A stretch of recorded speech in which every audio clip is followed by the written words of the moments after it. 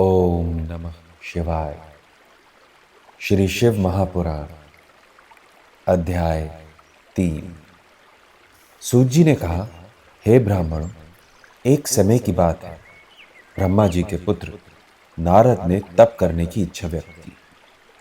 हिमालय पर्वत पर एक गुफा में, जिसके पास पाप नाशनी गंगा तीव्र गति से बहती है, उस पर्वत पर नारद जी ने तप करने का निश्चय किया। यहां काफी दिनों तक मुनि शाइल ने तप करके अहम ब्रह्मास्मि रूप ज्ञान का साक्षात्कार किया था। नारद जी के तप को देखकर देवराज इंद्र मन में कंपित होते हुए विचारने लगे कि यह मेरे राज्य की कामना के लिए जप तप हो रहा है। देवराज ने कामदेव का आह्वान किया तथा उसके उपस्थित होने पर कुटिल बुद्धि इंद्र ने उससे कहा, हे मित्र, हिमालय की गुफा में नारद जी तप में लीन हैं। मुझे शंका है कि ब्रह्मा जी से मेरा राज्य न मांग ले। अतः मित्र, अब तुम ही मेरे राज्य को बचा सकते हो। वहां जाकर उनकी तपस्या में विघ्न डालो। इंद्र की बात सुनकर कामदेव नारद जी के निकट पहुंचे और अपनी अनेक कलाओं को प्रकट करके भी वो असफल रहे। मुनिवरों, नारद जी के मन में कोई विकार नहीं आया तथा शिव जी के अनुग्रह से इंद्र का अभिमान चूर हो गया। इसका कारण था, कभी इसी स्थान पर शिव जी ने घोर तप किया था तथा तप में विघ्न पैदा करने के प्रयत्न में रत कामदेव को भस्म कर दिया था। देवताओं की प्रार्थना पर कामदेव तो कालांतर में शिव जी द्वारा पुनर्जीवित हो गए, किंतु उनको शाप दे दिया था कि यहां तप करने वाले पर तुम्हारा कोई प्रभाव नहीं होगा। इंद्र कामदेव की असफलता से विस्मित हुए तथा नारद जी की प्रशंसा करने लगे। इधर शिव माया के वशीभूत हो मुनि नारद को यह अहम हो गया कि शिव की भांति मैं भी कामजीत हूं। हे मुनिवरों, शंकर जी की माया विचित्र है। उसकी गति को ब्रह्मा विष्णु तक नहीं जान सके, तब नारद जी क्या जान सकते थे। उस माया से मोहित होकर वे कैलाश पर्वत पर पहुंचे तथा वहां शिव जी को अहंकार पूर्वक सब वृत्तांत सुनाया। उनकी बात सुनकर भक्त वत्सल शिव जी बोले, हे नारद जी, तुम धन्य हो, किंतु जो बात मुझसे कही है वो विष्णु जी से मत कहना। शिव जी ने उन्हें अनेक प्रकार से समझाया, किंतु नारद जी ने इन बातों को अपने हित में नहीं जाना। कर्म की गति का ज्ञान चतुर पुरुषों को ही होता है। नारद जी ब्रह्मलोक को गए तथा ब्रह्मा जी को अपने तपोबल से कामदेव को पराजित करने का वृत्तांत सुनाया। ब्रह्मा जी ने भी उन्हें समझाया तथा किसी के कहने का निषेध किया। शिव जी की जैसी इच्छा होती है, संसार में वैसा ही होता है। नारद जी की बुद्धि नष्ट होने से उनमें काम विजय का अहंकार भर गया था। वे विष्णु लोक जा पहुंचे। भगवान विष्णु नारद को आता देख सिंहासन छोड़ खड़े हुए। वे नारद जी के आगमन का कारण जानते थे। तब भी विष्णु बोले, हे नारद जी, आप यहां किस कारण और कहां से पधारे हैं? आप धन्य हैं। मैं आपके आगमन से पवित्र हो गया हूं। भगवान के ऐसे वचन सुनकर नारद जी ने और भी अहम से भरकर अपना काम को जीतने का वृत्तांत कह सुनाया। नारद जी के अभिमान युक्त वचन सुनकर शिवात्मा विष्णु जी ने देवादिदेव महादेव के चरण कमलों का ध्यान कर स्तुति पूर्वक कहा, हे देव, आप धन्य हैं। सबको मोह लेने वाली आपकी माया धन्य है। शिव जी की जो इच्छा है उसे जानते हुए विश्वपालक विष्णु नारद जी से बोले, हे तपोनिष्ठ, जिनके हृदय में हे तपोनिष्ठ जिनके हृदय में त्रिदेवों की भक्ति नहीं, उन्हें ही कामा आदि विकार सताया करते हैं। आप तो ज्ञान से संपन्न निष्ठिक ब्रह्मचारी हैं। आप तो जन्म से विकार रहित हैं। भगवान विष्णु के ऐसे वचन सुनकर नारद जी उन्हें प्रणाम करके बोले, आपकी जब तक मुझ पर कृपा है तब तक काम आदि विकार मुझे कैसे सता सकते हैं। और यह कहकर वो स्वस्थान को चले गए।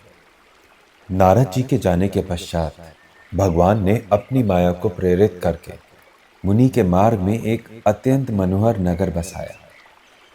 अपने लोक से भी मनोहर, अनेक वस्तुओं से सुशोभित तथा नर नारियों के विहार से युक्त वहां के राजा का नाम शील निधि था तथा वो अपनी सुंदर कन्या का स्वयंवर करना चाहता था। स्वयंवर में अनेक राजे कन्या का वरण करने के लिए आए हुए थे। उस नगर को देखकर नारद जी का मन मोहित हो गया तथा काम मद से युक्त वे नगर में प्रवेश कर गए।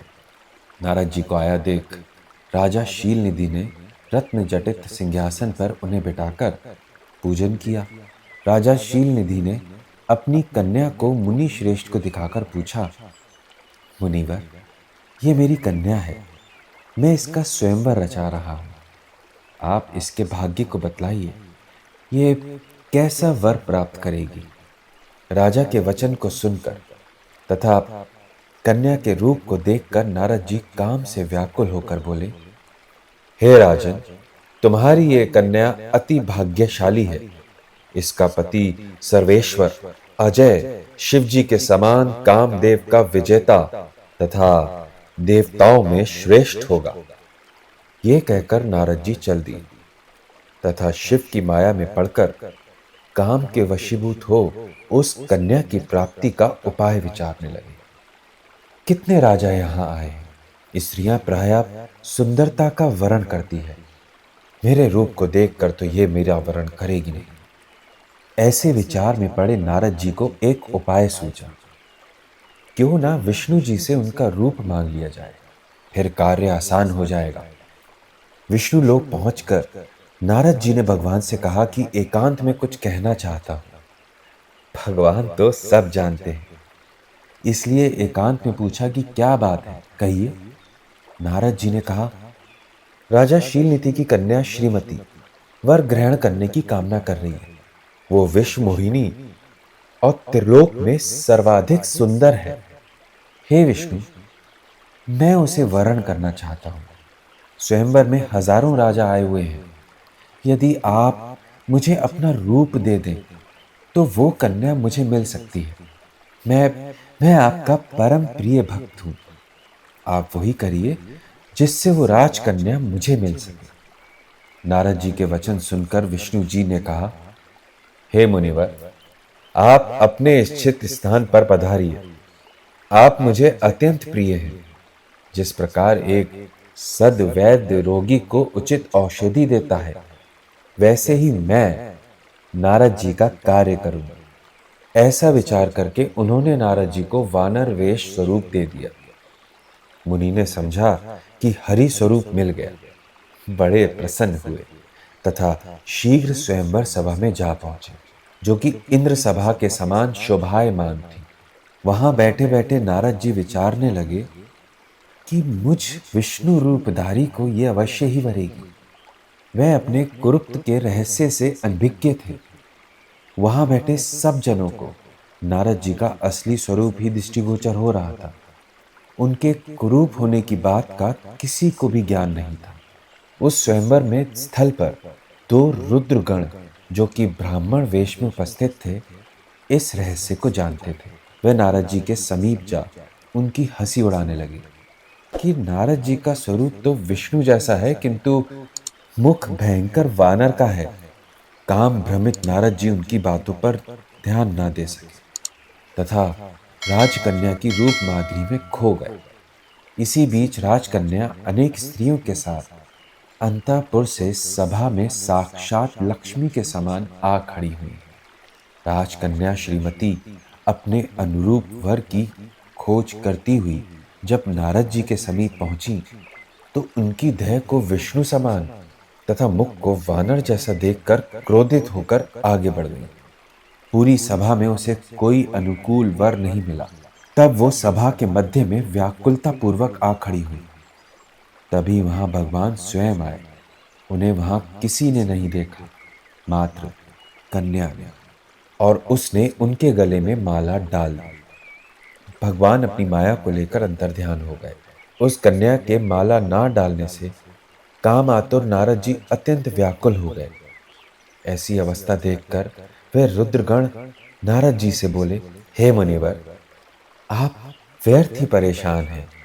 प्रथम अपना मुख निहारिए, जो कि वानर के समान भयंकर है।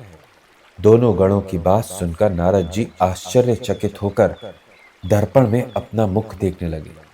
अपना मुख देखकर नारद जी को बहुत क्रोध आया।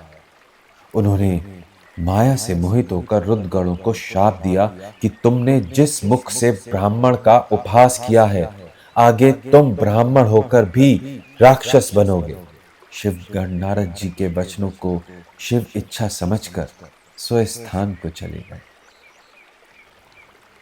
श्री शिव महापुराण महाप्रलय का स्वरूप और विष्णु की उत्पत्ति। महाप्रलय में जब स्थावर जंगम पूर्ण विश्व नष्ट हो गया था, उस समय ग्रह, नक्षत्र, सूर्य आदि के ना होने से सर्वत्र अंधकार था। शब्द, स्पर्श, गंध, रूप, रस आदि सभी दृष्ट पदार्थ अदृष्ट थे। इस प्रकार के सूची भेद्य सन्नाटे और अंधकार में केवल सत भ्रम ही था, जो मन वाणी द्वारा गोचर, इंद्रियों से परे, नाम, रूप, वर्ण से परे है, जो हस्व है, न दीर्घ है, प्रभा, आभा और विकार से रहित सर्वव्यापक है। विकल्प से ही जिसके संज्ञा और संज्ञयुक्ति होते हैं, उसने कितने काल में दूसरे की इच्छा की। उस निराकार ने इच्छा से ही अपनी मूर्ति की कल्पना की। इस ऐश्वर्यात्मक शुद्ध स्वरूपा मूर्ति की कल्पना करके वो सर्वगामी अविनाशी पर ब्रह्म अंतर्हित हो गए। उस अपूर्व ब्रह्म की मूर्ति ही सदा शिव है। इसी अर्वाचीन मूर्ति को ज्ञानी जनों ने ईश्वर कहा है। अपने ही देह से स्वच्छंद देह वाली शक्ति को प्रकट किया। वही शक्ति प्रधान प्रकृति एवं गुणमयी परा माया है। उसी को शक्ति, अंबिका, त्रिवेदी जननी नित्या एवं मूल कारण कहते हैं। उसी की 8 भुजाएं, विचित्र मुख तथा पूर्णमासी के 1000 चंद्रमाओं के तुल्य कांति है। इसके नेत्र प्रफुल्लित कमल के समान है तथा वो अनेक प्रकार के आयुधों को धारण करने वाली है। इस प्रकृति से महान और महान से 3 गुणों की उत्पत्ति हुई। उससे अहंकार, उससे तन्मात्रा और तन्मात्रा से पंचभूत हुए। पंचभूत से ज्ञानेंद्रियों और कर्मेंद्रियों की उत्पत्ति हुई। प्रकृति का सब कार्य जड़ात्मक है। उसे पुरुष से परे समझना चाहिए। ये 24 तत्व शिव इच्छा से ग्रहण होने पर ब्रह्म स्वरूप जल में सो गए। तब वहां शब्द गुण वाला नाद उत्पन्न हुआ। यह ओंकार युक्त प्रकट हुआ, जो कि प्लूत लक्षण वाला था। यह क्या है? इस प्रकार घोर शब्द हुआ। सब देवताओं द्वारा पूछे जाने वाले विष्णु वैर रहित हो गए। फिर उन्होंने शिवलिंग के दक्षिण सनातन आद्याकार तथा उत्तर की ओर उकार, मध्य में मकार और अंत में आदि को देखा। इस प्रकार संपूर्ण प्रणव के दर्शन हुए। इसे ही आदि, अंत और मध्य से शून्य आनंद की उत्पत्ति करता सत्य आनंद, अविनाशी पर ब्रह्म ज्ञानियों द्वारा कहा गया है। यह रुद्र चिंतन गम्य नहीं है। इसका विचार करने में मन और वाणी की निवृत्ति हो जाती है। उनका ज्ञान एकाक्षर ओम से ही संभव है। ये एकाक्षर रित और कारण का भी कारण है। एकाक्षर आकार में बीज स्वरूप तथा अंडज ब्रह्मा जी, उकार से परम कारण विष्णु तथा मकार से नील लोहित शंकर, अकार सृष्टि की उत्पत्ति करने वाला, उकार मोहित करने वाला और मकार अनुग्रहशील है। इस लिंग बीज से अकार की उत्पत्ति हुई। वो उकार रूप में जाकर वृद्धि को प्राप्त हुआ तथा स्वर्ण अंड बना। ये अंड अनेक वर्षों तक जल में स्थित रहा। ब्रह्मा जी ने इसके दो भाग किए। इन भागों से द्युलोक तथा पृथ्वी का प्राकट्य हुआ। भव और ककार नामक चार मुख प्रकट हुए। यही सब लोकों के रचने वाले हैं। इसलिए वेद में ओम ओम कहा गया है। ऐसे ही समय में विश्व के पालनकर्ता विष्णु ने तथा सृष्टिकर्ता ब्रह्मा ने कपूर गौर, पंचमुख, दश भुजाधारी, अनेक कांति युक्त भगवान शिव के दर्शन किए। उस समय प्रसन्न होकर महेश्वर दिव्य शब्द युक्त स्वरूप में स्थित हो गए।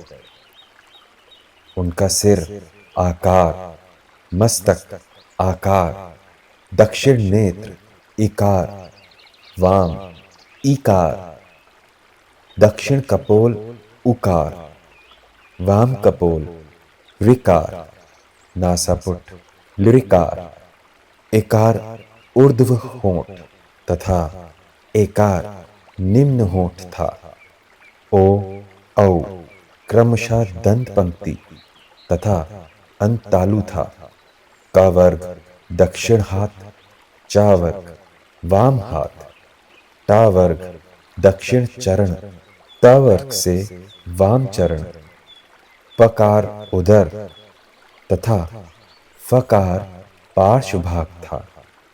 बकार वाम पार्श्व, भकार स्कंद, मकार हृदय, चकार से सकार तक सप्त धातुएं हकार नाभि शकार घ्राण था। उन ईश्वर के शब्दमय स्वरूप से दर्शन करके वे कृतार्थ हुए। परमेश्वर शिवजी ने कहा, हे विष्णु, तुम मेरी आज्ञा श्रवण करो। सदैव सभी लोकों में मान्य और पूज्य होगे। ब्रह्मा के द्वारा रचे संसार में व्याप्त दुखों को उबारने में तत्पर रहोगे। हे ब्रह्मा, तुम्हारे ध्यान के योग्य विष्णु हैं। तुम दोनों में और रुद्र में कोई भेद नहीं। यथार्थ में ये लीला मात्र ही है। हे पुरुषोत्तम, जो कोई रुद्र भक्त तुम्हारी निंदा करेगा या तुमसे द्वेष रखेगा, वो नरकगामी होगा। इसमें संशय नहीं है। जो तुम्हारा आश्रय लेता है वही मेरा आश्रित है। हम तुम में अंतर समझने वाला अवश्य ही नरकगामी होगा। जो इस प्रकार जानेगा उसके लिए मोक्ष दुर्लभ नहीं है। श्री शिव महापुराण शिव पूजन विधि एवं फल।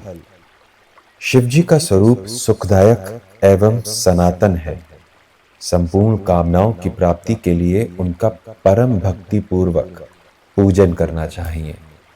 प्रातःकाल ब्रह्म मुहूर्त में उठें, गुरु तथा शिव जी का स्मरण करें, नित्य क्रिया से निवृत्त हों।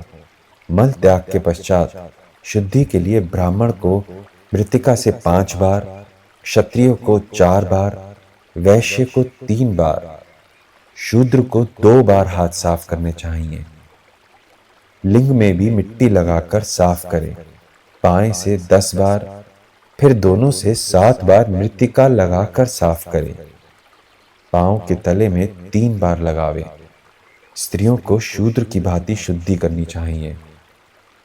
फिर अपने वर्ण कर्म के अनुसार दातुन करें। ब्राह्मण को 12 उंगल, क्षत्रिय को 11, वैश्य को 10 तथा शूद्र को 9 उंगल प्रमाण ही दातुन लेकर दंत धावन करने चाहिए। 6 अमावस, नवमी, व्रत का दिन तथा रविवार और सूर्यास्त के समय दातुन करने का निषेध है। देश काल के अनुसार मंत्र पूर्वक स्नान करें। उसके पश्चात धुले वस्त्र धारण करके स्वच्छ और एकांत स्थान में संध्या करें। विधि सहित आसन ग्रहण कर न्यास आदि करें। प्रथम गणेश पूजन करें, फिर द्वारपाल और दिक्पालों को पूजें।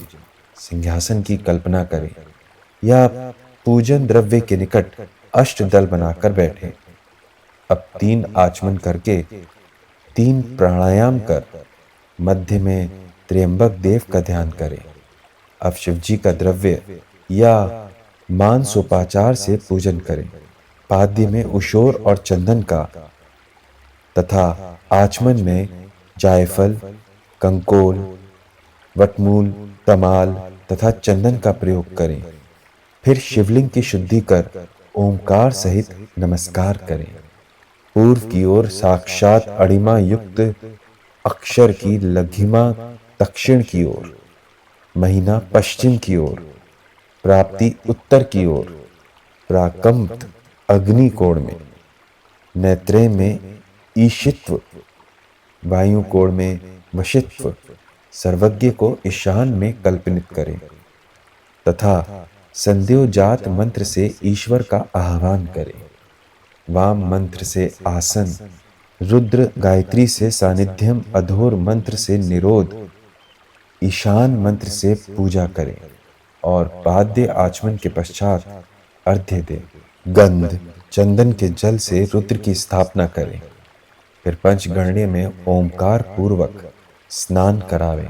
फिर दही, मधु तथा ईख का रस तथा धृत से फिर शुद्धोदक स्नान करावें। कुशा, चिरचिटा, कपूर, जातिफल, चंपक, पाटक, कनेर, पुष्पमलिका और कमल से मिश्रित जल की धारा शिव जी पर छोड़ें। रुद्र सूक्त, नील सूक्त, पुरुष सूक्त, मृत्युंजय मंत्र से शिव का अभिषेक करें। चंदन पुष्प आदि अर्पित करें। मुखवास आदि के लिए प्रणव से सामग्री अर्पण करें। धूप, दीप, नैवेद्य प्रणव पूर्वक अर्पण करें। फिर यथाविधि निराजन, नमस्कार और स्तुति करते हुए शिव जी के चरणों में पुष्पांजलि अर्पण कर प्रणाम करें। फिर हाथ में पुष्प लेकर ईशान देवता की आराधना करें। हे शंकर, मैंने जो ज्ञान अज्ञान में आपका जो पूजन किया है वो सब आपकी कृपा से फल का देने वाला हो। यह कहकर शिव जी पर पुष्प चढ़ा दें। फिर स्वास्ति वाचन करके आशीर्वाद लें।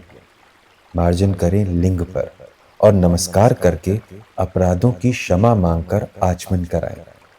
अघोर मंत्र का उच्चारण कर नमस्कार की कल्पना करें और भाव सहित शिव जी की स्तुति प्रार्थना करें। हे शिव, तुम ही मुझे शरण देने वाले हो, कोई दूसरा नहीं। जो व्यक्ति शिव भक्ति परायण होकर नित्य इस प्रकार पूजन करते हैं उनकी सभी इच्छाएं पूर्ण होती हैं। रोग, दुख, शोक, उद्वेग, कुटिलता तथा विष प्रयोग से उत्पन्न दुख को कल्याणकारी शिव नष्ट करते हैं। ऋषियों ने कहा, हे व्यास शिष्य, अब आप ये बतलावें कि किस किस पुष्प के द्वारा पूजन करने से शिव जी क्या क्या फल प्रदान करते हैं। सूत जी बोले, ऋषियों, मैं क्रम पूर्वक पुष्पों के अर्पण करने का फल कहता हूँ।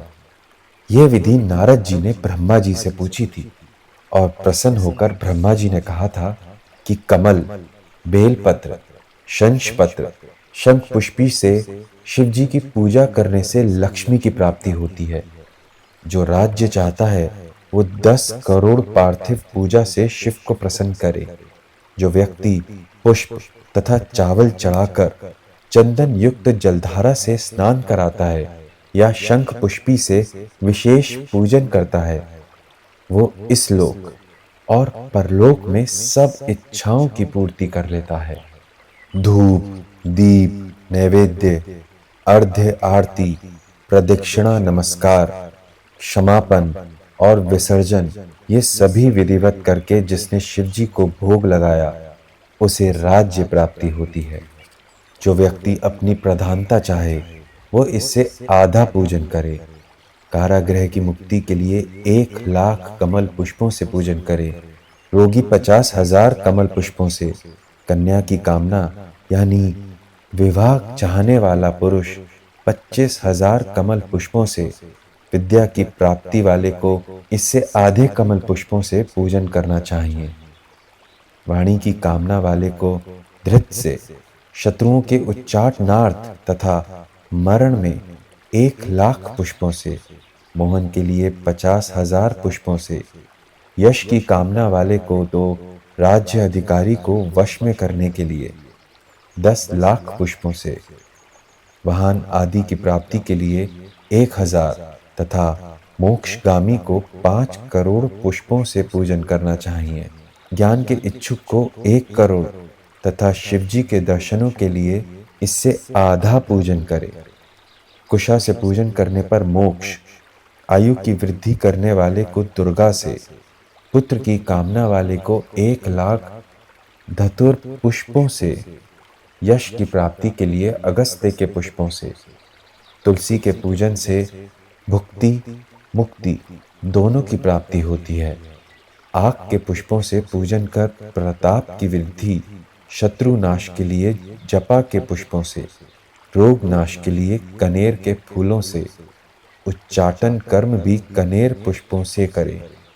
आभूषण आदि के लिए बंधूक पुष्पों से, चमेली के पुष्पों से वाहन प्राप्ति, मल्लिका के पुष्पों से स्त्री की प्राप्ति, हार सिंगार से सुख संपत्ति, निगुंडी से मन की स्वच्छता, शिवजी को चंपा केतकी के पुष्प भूलकर भी अर्पण ना करें, बाकी सब पुष्प चढ़ावें।